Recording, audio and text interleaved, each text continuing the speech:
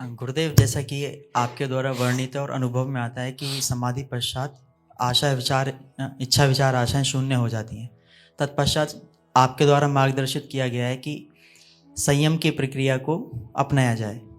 तो मैं आपसे यही समझना चाहता हूँ कि संयम वस्तु के रूप में क्या है और कैसे संयम को किया जाए।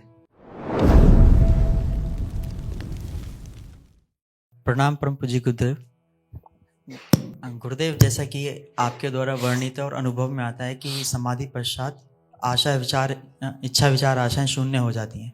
तत्पश्चात आपके द्वारा मार्गदर्शित किया गया है कि संयम की प्रक्रिया को अपनाया जाए।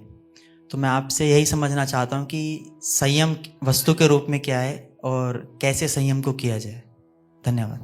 किसी एक धारणा के साथ संयम, फिर समाधि हो ही चुकी होती है, लेकिन ये संयम जो है वो समाधि प्राप्त व्यक्ति के द्वारा ही संभव है।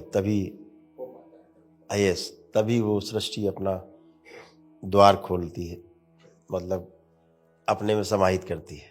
किसी एक धारणा के साथ हम संयम करते हैं। जैसे आपने कहा कि सोचा कि हमें एटम देखना है, ठीक, एक धारणा, बहुत गहरी एटम के बारे में सुनना, समझना, हर तरह से अध्ययन करना पूरा, फिर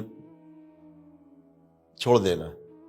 अब वो संयम के साथ जब धारणा का तालमेल होगा तो वो द्वार खुलेगा। क्योंकि जैसे जल, थाली में जल है, जरा भी कंपन है तो आप उसमें अपना चेहरा नहीं देख सकते। संयम बहुत जरूरी है। संयम का मतलब है कि एक भी तरंग नहीं उठ रही है।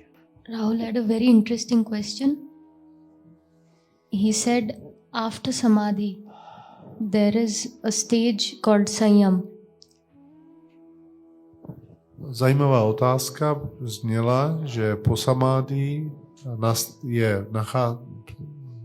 přichází další fáze, která se nazývá Sayam. Just here, Sanyam is a total control of the one that drives Drishya and Drashta. Drashta is controlling the Drishya and does not allow anything to happen.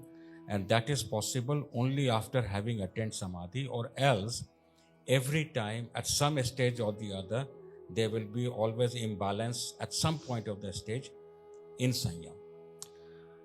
Sanyam je fáze, která může přijít až po samádi a znamená plnou kontrolu, kde nemůže dojít k žádné nerovnováze. हाँ, उसका मतलब यही हुआ कि जो इच्छा विचार आशाएं जो शांत हो गई हैं, हाँ, फिर वो शांति बनी रहेंगी। संयम की साधना में शांति बनी रहती है। और उसके अलावा समाधि प्राप्त व्यक्ति के लिए संयम के अलावा कोई रास्ता भी नहीं है।